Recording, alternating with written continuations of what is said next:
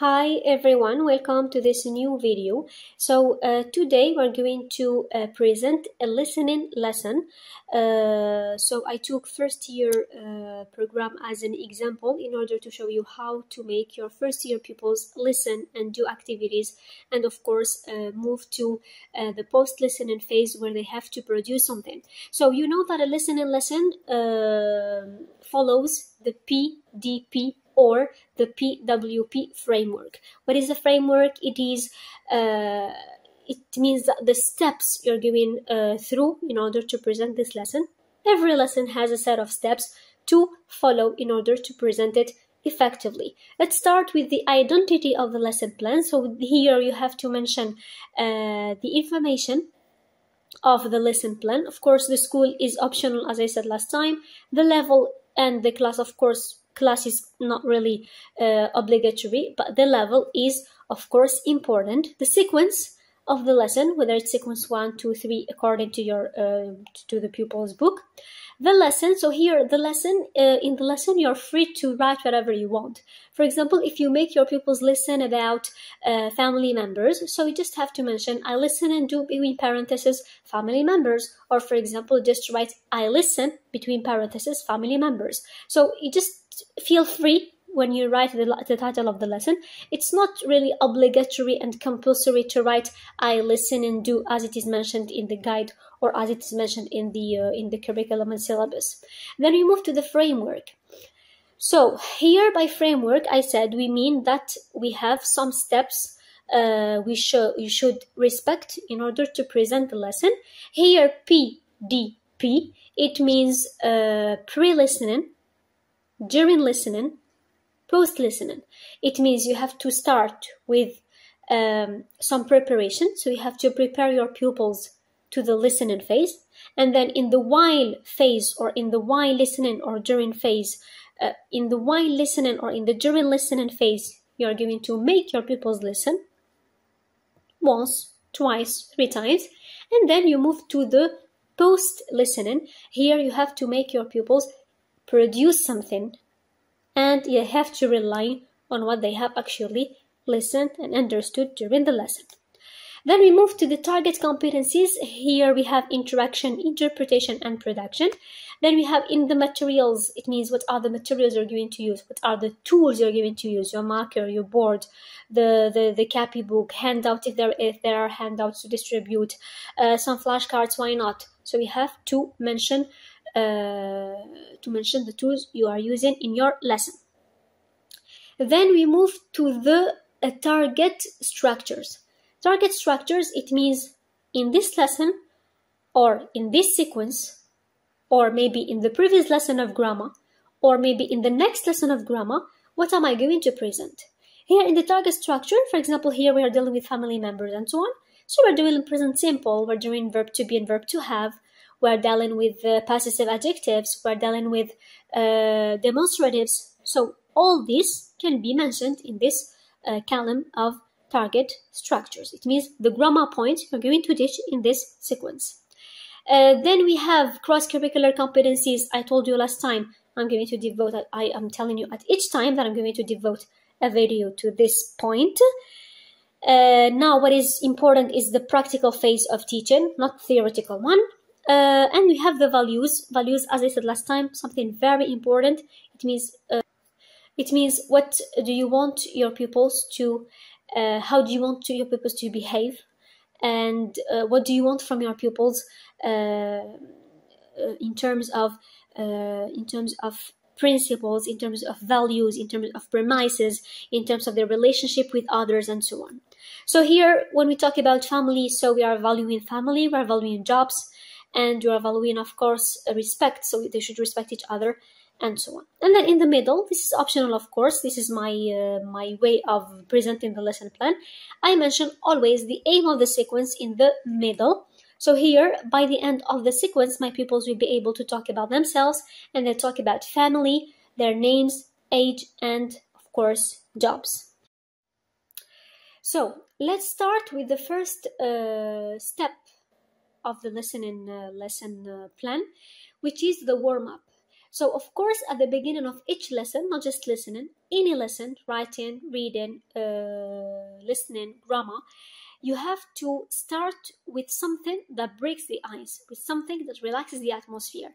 Maybe a game, maybe some questions, maybe some riddles, maybe some jokes. So you just have to present something to your pupils which is maybe different from the other subjects. So here it shouldn't take more than 5 minutes. And then we move directly to the pre-listening phase. So in the pre-listening phase, we have to prepare our pupils for the listening phase. It means before we make them listen, we have to make them guess the topic of the listening. We have to make them guess the content of our listening. Maybe we're going to make them guess the persons that are going to talk in the listening. So this is going to happen through pre-listening. We cannot, for example, from warm-up, we move directly to listening. For example, just imagine that we're going to, for example, present a joke, and then we ask them to write the date on the board, write sequence, lesson, and then we're going, so now, my dear pupils, we're going to listen to. No. It doesn't work like that. We have to prepare them implicitly. We don't tell them that we're going to prepare you, my dear pupils, for the listening phase. No, it should be done implicitly. So in the pre-listening phase, the teacher brings flashcards of family members. For example, one picture of grandpa, one picture of grandma, one picture of mom, dad, sister, brother, and me, for example. And draws a family tree on the board, or already drawn a family tree on a big paper at home, and try to pin it or stick it on the board. And or he is going to ask 2 pupils of each row, or maybe 1 pupil, or it depends on your pupils. You just have to choose the good one, the average one, and even the weak one, to put the flashcard in the right place in the tree. So maybe in the presentation of the sequence in the initial situation, or maybe this is the first lesson of family members, you just have to know that there are some pupils that already know family members. They have already done this at home with their parents. They have already done this in a private school. So you have always to put in your mind that there are some pupils who are aware of what you're going to present. So just try to rely on these pupils in order to make the others understand. So you just have to be intelligent. So the teacher then tries to elicit from pupils. So, for example, wherever they see a picture of an old man, they're going to guess that it is a grandpa. So then he's going to put the flashcard on grandpa place. And maybe if they're going to see a picture of a young boy, they're going to guess that it's a brother or it's a sister. It depends on your pupil's level. So what is the aim? What is my aim here? It's to prepare the pupils for the target item. It means for what I am going to present. This is the target item. It means the topic of the listening. Because these words don't have to be abstract for you. I must simplify every single word you see in the lesson plan. This phase shouldn't maybe take more than 5 to maybe 10 minutes. Here I would say 10 minutes, it's much better. Here, what is the focus? My focus is on the learners, not on the teacher. I am going to guide the pupils. I'm going to rely on themselves because it's like a game for them. And then I'm going to elicit. By eliciting, it means I'm going to ask my pupils about the picture. What is this picture? Who are these people? Who is this? Who is that? What is the name of your grandpa? What is the name of your mom? What is the name of your sister? Do you have this, which is brother? So you have to know how to elicit, simplifying things, of course, because we don't have to forget that we are dealing with first year. Then we move to the while listening. Here, I'm going to make my pupils listen. Now, this is the target item. So, teacher asks pupils to listen and do the activities. And of course, when I listen, I should have made them understood every single word on the family tree in order to be clear, because this is the preparation. If they have not been well prepared, they are not able to listen and to do the activities. So here is my script. It's a script that I wrote myself. You can of course use a script of a book. You're just really free. So here I'm going to present a dialogue of 2 friends. one friend is actually presenting and introducing her family members to her friend, and of course we have an occasion which is birthday. So she came over and she has actually met the family members for the first time. So her friend is introducing, Selma actually is introducing her family members. So here I mentioned the family members, mom, dad, which are new words compared to the ones they found actually on the family tree, mother, father. So here to know the synonyms. I mentioned the age and verb to be for the age, of course. I mentioned nice to meet you, expression already met by your pupils. And here I mentioned, of course, some extra words they need to know. For example, beautiful, it's an extra word for them. And cousin is not mentioned in the family tree, and they have to know about it. Why not? Don't limit your pupils. And I introduced a negative sentence, I don't have brothers. So here, when you write your script, if you want to write your own script, you have to be intelligent. You don't have just to write a script randomly just like that. I wrote a script about family members. Every single word you write is important. Every single word you introduce will serve you in the next phase or will serve you in the activities coming. Now, so many teachers ask me about the order of the activities compared to the script. And many others asked me about the fact of giving the script to the pupils. We never give a script to pupil because it's not listening. If we give them the script, it's reading. And even after they listen, we don't have to write the script on the board, and you don't have to make them read the script. They just have to focus on their listening competence in order to enhance it.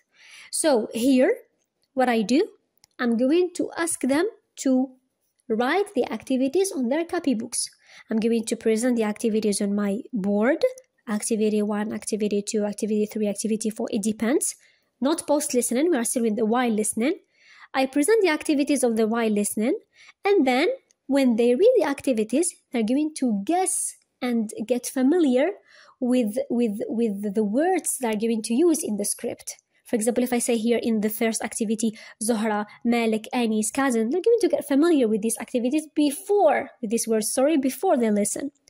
And then after they read the activities and I explain what they have to do in each activity, the first one they match, for example, second one true or false and so on, they're going to listen. First listening is just a skimming skill. You just have to have a general idea about the listening. And the second listening, they have to focus more and more in order to start to think about the activities. And why not I add another listening? Because since they are first year, I add another listening. I just have to read slowly in order to do the activities. So these are the steps that should be followed. Here, as you can see, the first activity, I listen and match. Here, they're going to listen and try to match. And of course, from the very first listening, they can match. Then even they can guess that Zahra is a mom and Malik is a dad. Malik or Anis, it depends on their listening competence. So here, my aim is to evaluate their skimming skill, their general understanding of the listening. Then in the second activity, I'm going to ask them to write true or false. Here, I have introduced sentences with, of course, careful attention. It's Selma's birthday. Here, it's a general statement compared to the second one, which is a narrow one. Amira is Selma's sister. They have to listen very good in order to be able to do this this second sentence. And the third sentence, Selma has one brother and Malik is 40.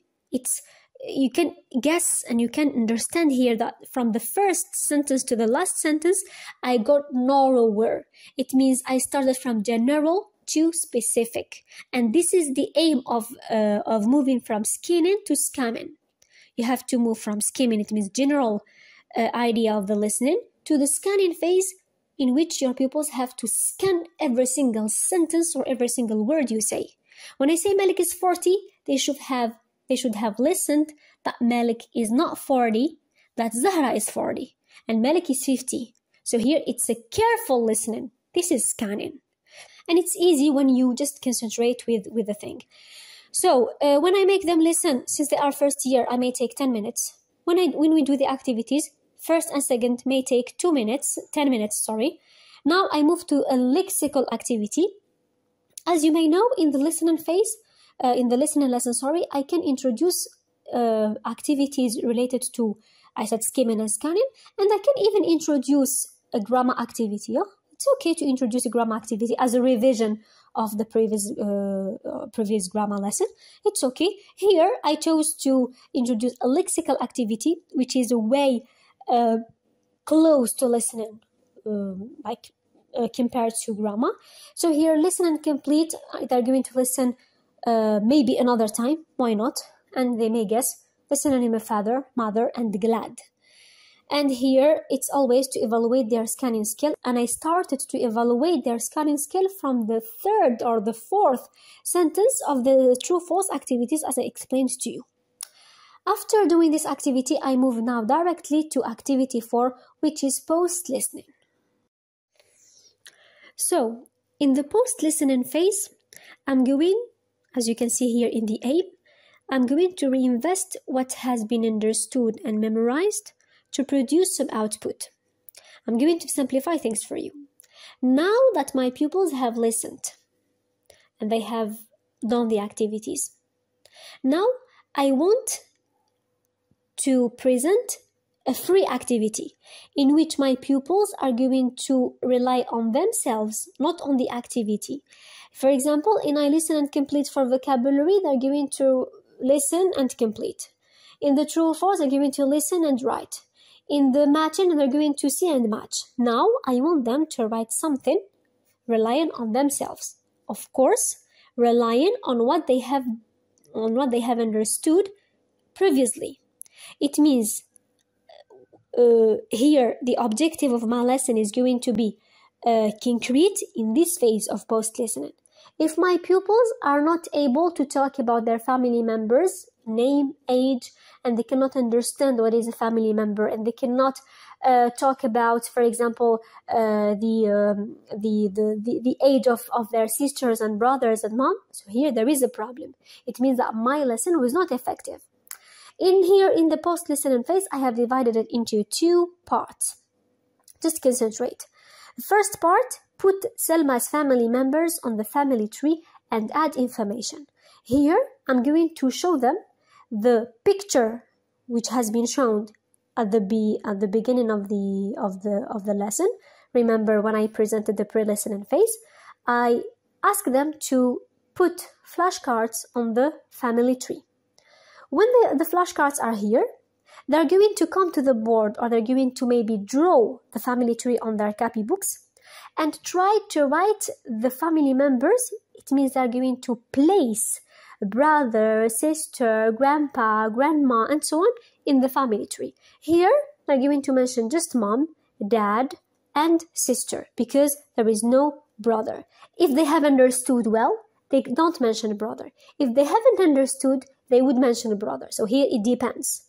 So, name and age. So they're going to write the name and the age. For example, Zahra, 40, Malik, 50, sister, I don't know what is her age. And they're not going to write brother. Anis is a cousin, not a brother. Maybe they're going to ask you, Miss, where are we going to put Anis? We don't put Anis in the family tree because this is the close, small family. Then, in part 2, they're going to make sentences using family members, names, and age. And here, they're going to use their own family members. For example, you guide them. Zahra is 12. They will say, no, Miss, Zahra is 40. Malik is 50. What is the name of the dad? The dad is Malik. What is the name of the cousin? The cousin is Anis. What is the name of the sister? The sister is I don't know what. So here they are speaking orally and they are completing what you're saying, and you're going to guide them in order to write on the copybooks at least 2 sentences, and are going to mention an example. You say, My mother is, for example, Salma is talking. My mother is Zahra. She is 40. My brother is this and that. He is. My father is Malik. He is 50. To write similar sentences with their own information. It means each pupil is going to write 1 or 2 sentences about his family. And believe me, it's very easy if you guide them well. If they are well guided, it's very easy to write something. Because in the first lesson, remember this is the first lesson, from the very beginning of the sequence, from the first lesson, you should train your pupils to write even small sentences. Don't make them try paragraph. They just have to try small sentences, but their own sentences, not your sentences. Don't ask them to fill in the gaps and so on, these boring activities. Ask them to write something, and believe me, it will work. So this activity or this post-listening phase may take 20 minutes. Of course, just have to, move around and let them do it slowly, because first year pupils are somehow slow. So it's the end of the video. I hope it was useful. We will meet inshallah in another video where I present a grammar lesson and I explain more and more how to deal with such lesson. Take care of yourselves. Goodbye.